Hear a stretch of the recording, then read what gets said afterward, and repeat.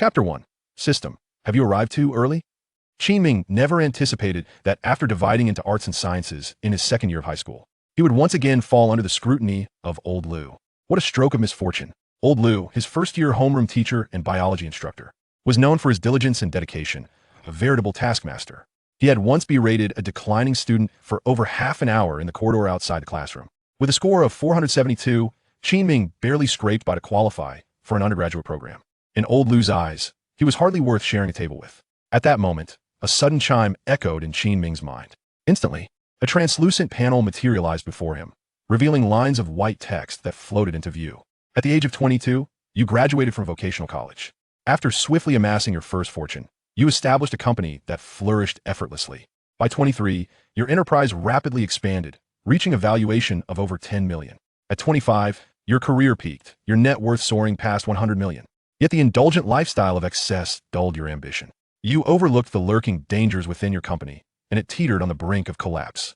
At 27, seeking a breakthrough, you faced investment failures, your commercial empire dissipating into thin air. Your parents quietly sold their property, and your sister and brother-in-law drained their savings. But upon hearing of your billion-dollar debt, they were plunged into despair. You ascended to the rooftop, smoking until dawn, the scattered cigarette butts prompting a moment of reflection if you feared death so little. Why could you not begin anew? Through a final act of goodwill, you resolved to pursue an MBA, seeking to cultivate a network and hone your foresight for future opportunities. The incoming instructor may well become a benefactor on your path to resurgence, possessing a background beyond your imagination. Task: obtain the instructor's private contact number. Reward: 100 renminbi. Qin was momentarily taken aback, his emotions flaring as he read the floating text. What the hell? I can't even get into an undergraduate program with a score of 472. What sort of jest was this? There may be many students in Qinshan province, but the cutoff for undergraduate programs could not possibly be lowered to 470. Was it possible that I still had room to decline in the next 2 years? Having devoured countless online novels, Qin recognized that he had somehow bound himself to a system. Yet, it seemed that the system had arrived a decade too early and had revealed snippets of his life. At 25, a net worth of over 100 million. At 27, bankruptcy and nearly suicidal. This experience could certainly be spun into a tale of triumph, with readers lambasting the author. However, is this truly me? Qin hesitated, the prospect of failing to enroll in an undergraduate program weighing heavily upon him. What does it matter? Whether it be a misaligned destiny or an early arrival of the system, it bears little relevance to me. For there was no novice gift package, no supreme lineage, no true dragon bloodline. His gaze fell upon the task assigned by the system. However, if the task can indeed be accomplished, then the situation would transform entirely. Qin felt a surge of anxiety. After all, he was neither pursuing an MBA nor did Old Lu possess any unimaginable background. He had watched Old Lu grow into the figure he was. What could he possibly not know? Would he be able to complete the task? If not, the system would learn that binding itself to me was a grave mistake. Teachers here, a student in the front row suddenly called out. The classmates promptly returned to their seats with decorum. Lu Haiyuan entered the classroom, a smile gracing his face, presenting himself as a rather stout middle-aged man. Dear students, barring any unforeseen circumstances, I will be your homeroom teacher for the next 2 years of high school. I hope we can navigate this arduous journey together. Allow me to introduce myself. My name is Lu Haiyuan, and I am your biology teacher. Old Lu inscribed his name on the whiteboard. Last semester, I taught 3 classes, and aside from the experimental class, these 3 had the best biology scores in the entire school. For the next 2 years, I expect everyone to keep pace, especially in our class. The students responded with a chorus of wow. As is customary when a teacher boasts of their achievements, I know that our class has some academically gifted students, Old Lu remarked, his gaze sweeping over a few favored pupils. Indeed, they were all potential candidates for prestigious universities. These students, well versed in the art of pretense, merely needed to display the appropriate smiles to achieve their goal. As anticipated, the group of students soon attracted the envious glances of their peers.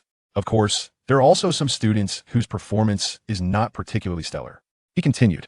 Qin's eyes met Old Lu's, and a chill ran down his spine. Why are you looking at me?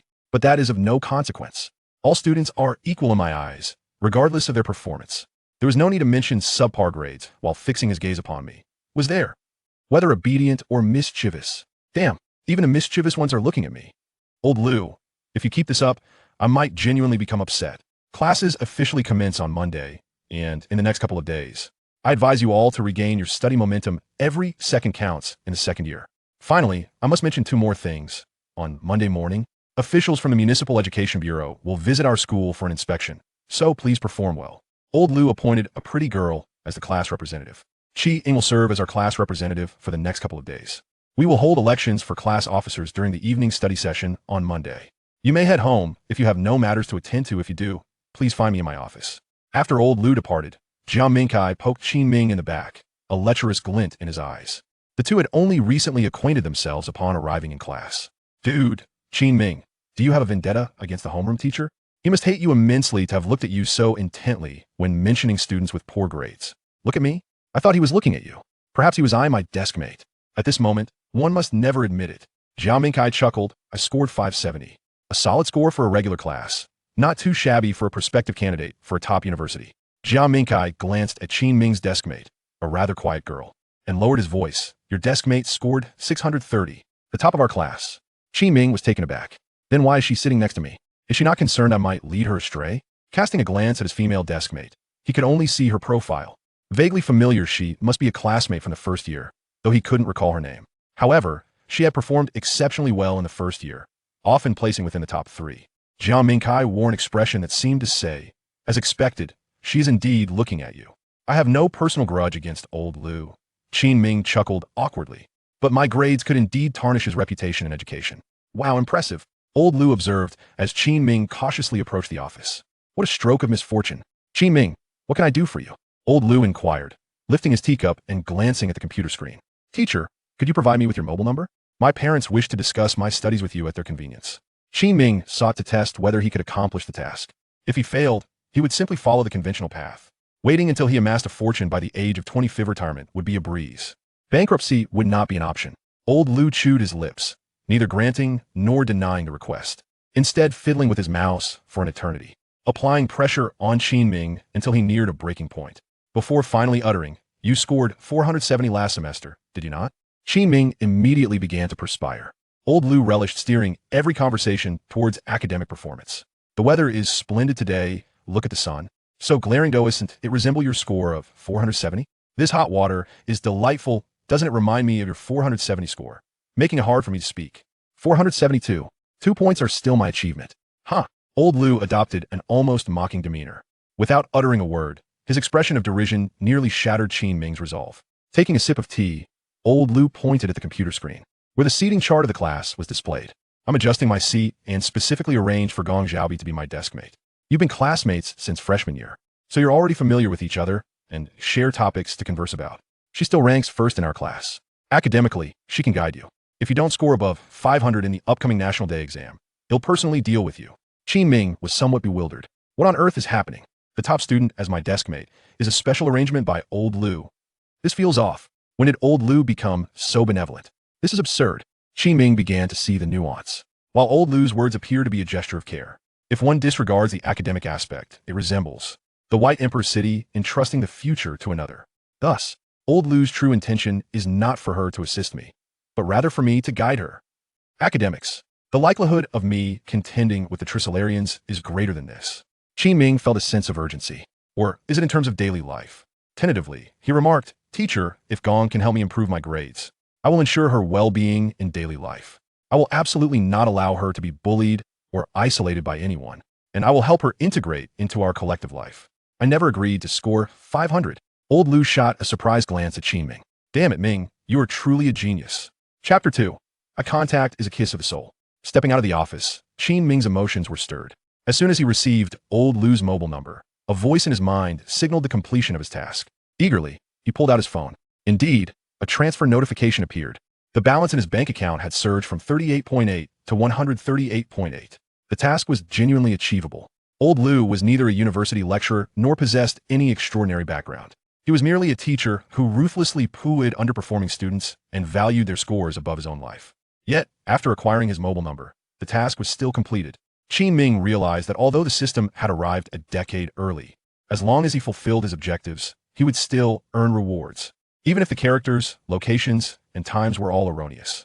How delightful. Ah yes, then there's Gong Xiaobi, the little ado entrusted to me by Old Lou. What is her relationship with Old Lou? Qin Ming did not have a deep impression of Gong Xiaobi. He only knew she excelled academically, scoring 630, making her a standout in an average class. During freshman year, This girl was quite reclusive, with hardly any friends. As Qin Ming pondered his memories of Gong Xiaobi, the system chimed again, announcing a new task. Having obtained the teacher's private phone number, you have completed the first step in returning to the business world. Your classmates are all potential pillars of the future business realm, one of whom may just be your partner. Task: expand your network. Acquire contact information from 10 classmates. Reward: 1,000 renminbi. 010. The reward had multiplied tenfold, nearly 3 months' worth of pocket money.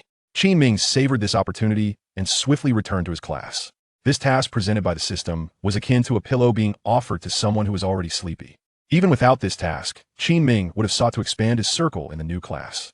After all, some business events require an astonishing number of likes, often exceeding 40 or 50. Taking his seat, Qin Ming discreetly glanced at Gong Xiaobi, who was quietly reading. The sunlight filtered through the glass, illuminating her profile, and her silky black hair shimmered gently like a classic heroine from a Japanese anime. Sensing his gaze, Gong Xiaobi turned her head to meet Qin Ming's eyes for a brief moment before returning to her book. So beautiful.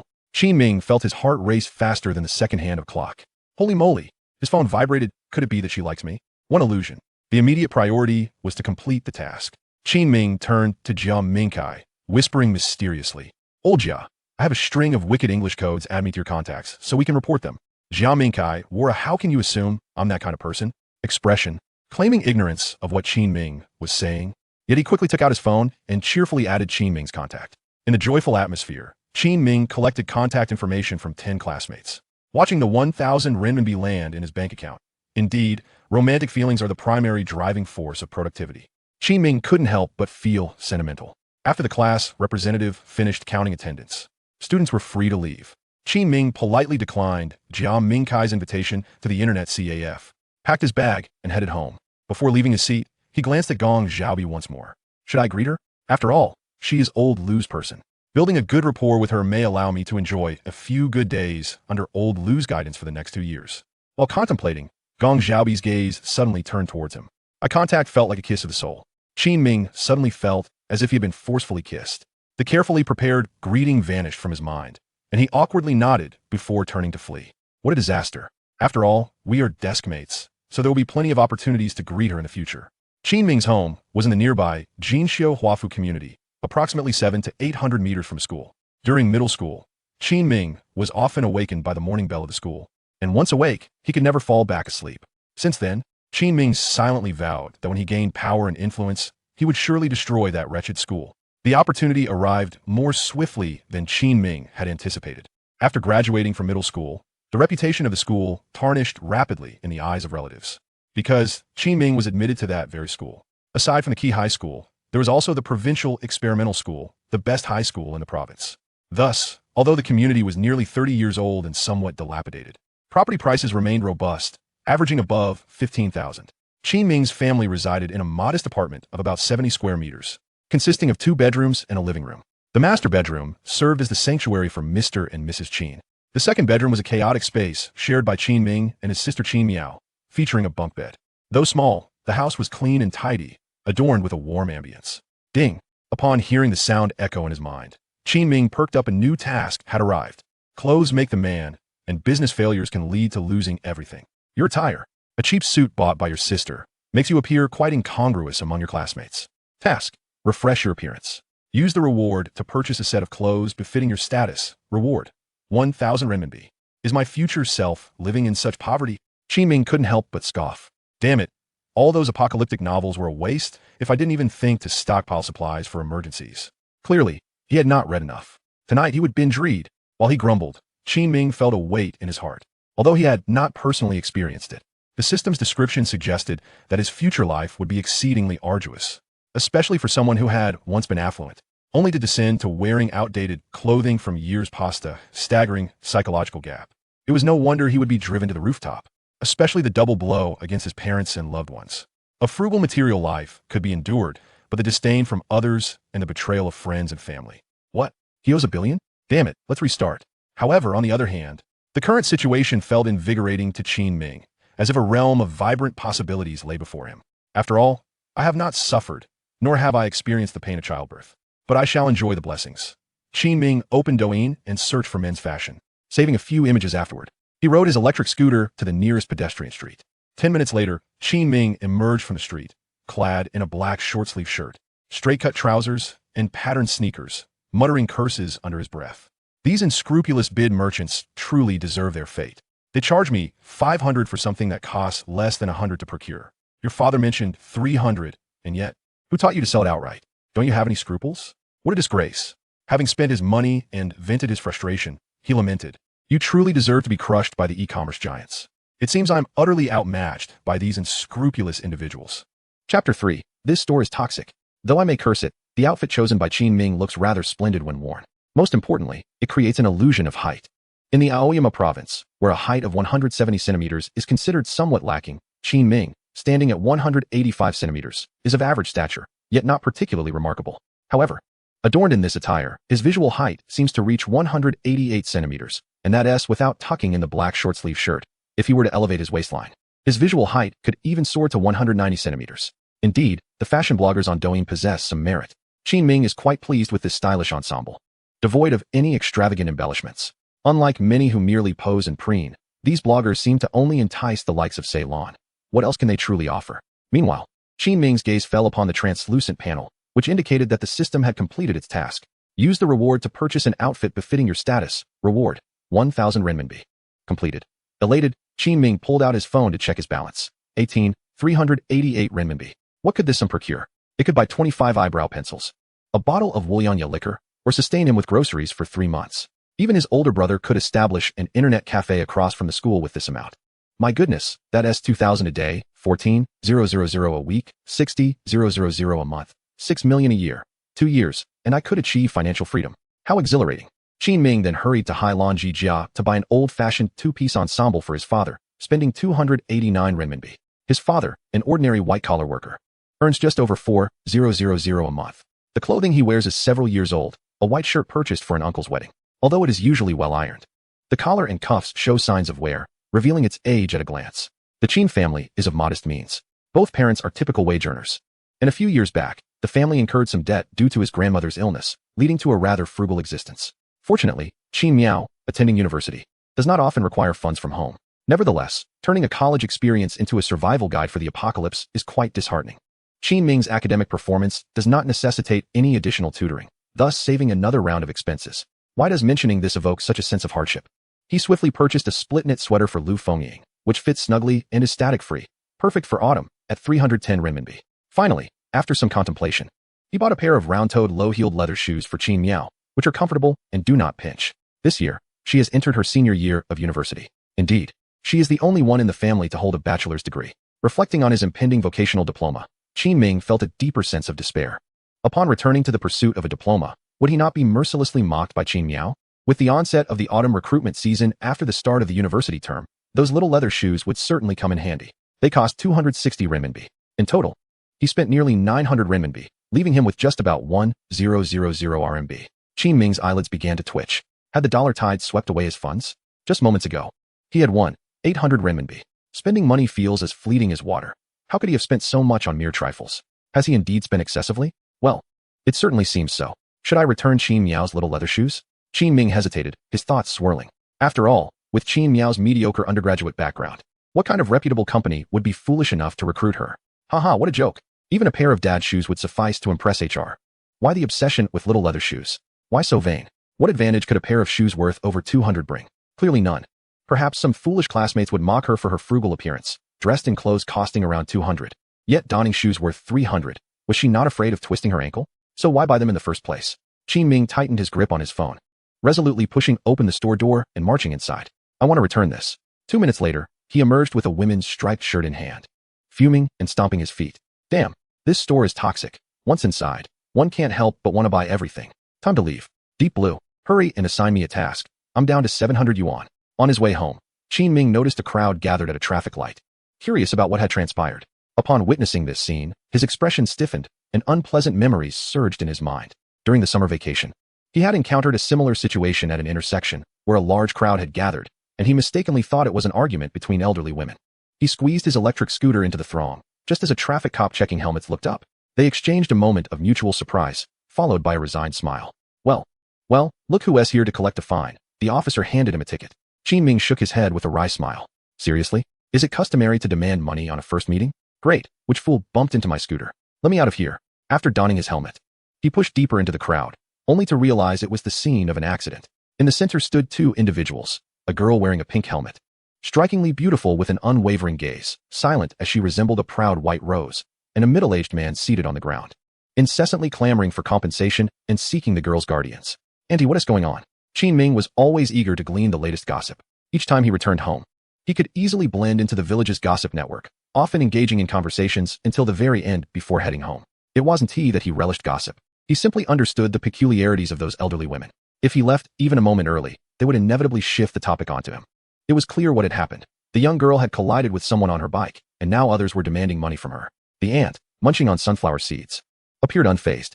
Looks like it's not too serious, she remarked. What problem? She just fell on her backside. She even sat down herself. Ahem, I didn't see anything. Who knows, there might be internal injuries. The aunt cast a wary glance at Qin Ming. What else with the skepticism? Internal injuries, you say? If I hadn't seen her riding a yachty, I would have thought she was on a Diyun. Can a little electric bike even cause internal injuries? What is this? Before yachty makes an appearance, must one first bestow upon the electric vehicle a set of unparalleled skills? However, it seems that this young lady will find it exceedingly difficult to depart without incurring some financial loss today. To speak candidly, for a grown man to emerge unscathed, yet continue to make such a fuss, is rather embarrassing. Those who lack the wisdom to navigate life find it hard to earn a living and endure hardships. It appears that he is attempting to take advantage of the fact that the young lady is merely a high school student, hoping to extort some money. Knowing her youthful countenance holds a certain vulnerability. Is this not the very definition of fraud? Qin Ming's voice resonated loudly, causing an abrupt silence to envelop the scene. With all present falling mute, their gazes shifting in astonishment, bewilderment, and scrutiny towards the source of the sound, locking eyes with Qin Ming. Young man, you are quite bold to voice such a fair sentiment at this juncture. Chapter 4 Indeed. As the perpetrator, Su Xuanning was taken aback for a moment by the sound, unable to resist directing her gaze towards Qin Ming. A flicker of gratitude surfaced in her eyes, only to be swiftly overshadowed by disappointment. He appeared tall and slender, likely another high school student. His zeal was commendable, yet he was powerless to resolve the predicament I currently faced. This fraudster was utterly shameless. It was clear that I had merely followed behind him, and upon his sudden braking, I had made contact. Only a slight scrape between vehicles, with no harm done to him whatsoever.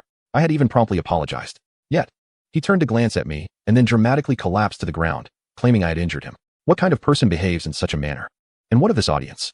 Apart from watching with cold indifference and relishing my misfortune, did none of them consider stepping forward to assert that I had not harmed him at all? Even if they choose not to speak up for justice, could they not simply leave? The situation is becoming increasingly unbearable for me. The road ahead is indeed the most challenging to navigate. Su Xuanning even absurdly wished for a runaway truck to come barreling down the street, indiscriminately equalizing all present, except for that charming young man, of course. Nevertheless, in such an excruciatingly awkward moment, the willingness to utter even a single word of fairness was undoubtedly like a ray of sunshine amidst the snow, alleviating some of Su Xuanning's psychological burden. At the very least, she could manage to display an expression on her face. She then cast a wry smile towards Qin Ming, signaling him with her eyes to leave swiftly and avoid this trouble. She resolved to offer some compensation, acknowledging that, after all, her vehicle had indeed made contact with his. Your Majesty, why must you kneel first? Qin Ming instantly grasped the meaning behind Su Xuanning's gaze and felt a wave of displeasure wash over him. In his youth, while learning to ride a bicycle, he had fallen victim to a similar scam.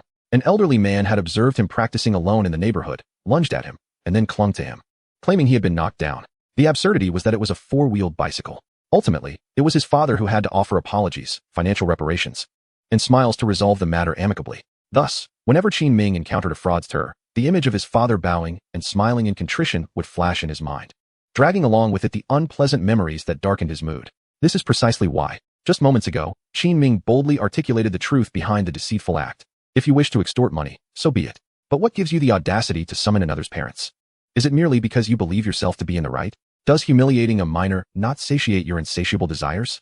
Must the parents of others feel embarrassment and shame to substantiate that the entire incident is solely the child's fault, thus justifying your claim to the money? To hell with you.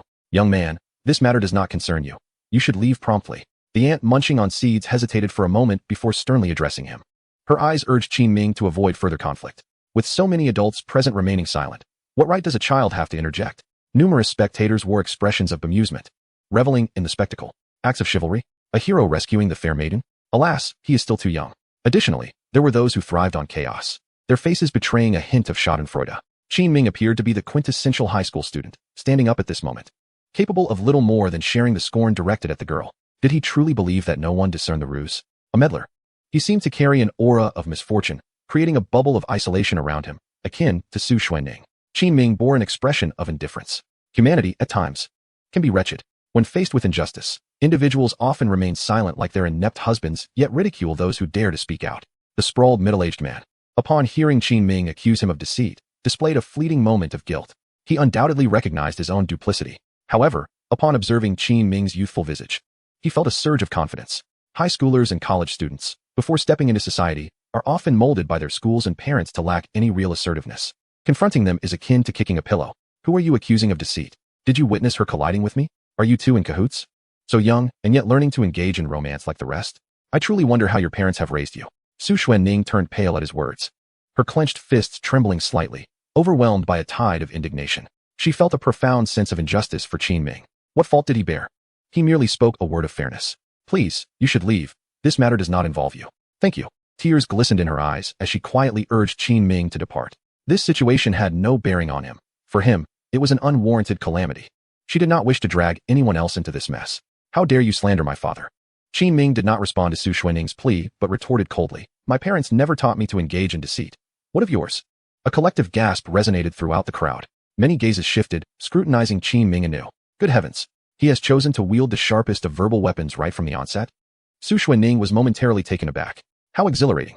Though she lacked the skill for argument, she understood that since Qin Ming had taken the initiative, she must not retreat to the sidelines, nor utter dismissive phrases that would dishearten him. I simply must steadfastly stand by his side.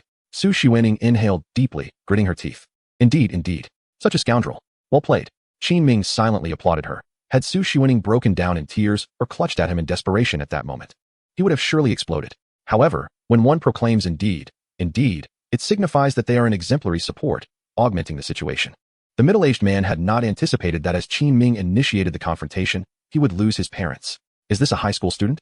He displayed ferocity surpassing that of all the adults present. What the hell are you saying? The voice of the fraudster echoed, and Qin Ming unleashed a powerful retort, employing the technique of severing ties with parental figures, instantly dismantling the man's defenses. How dare you? Are you deaf?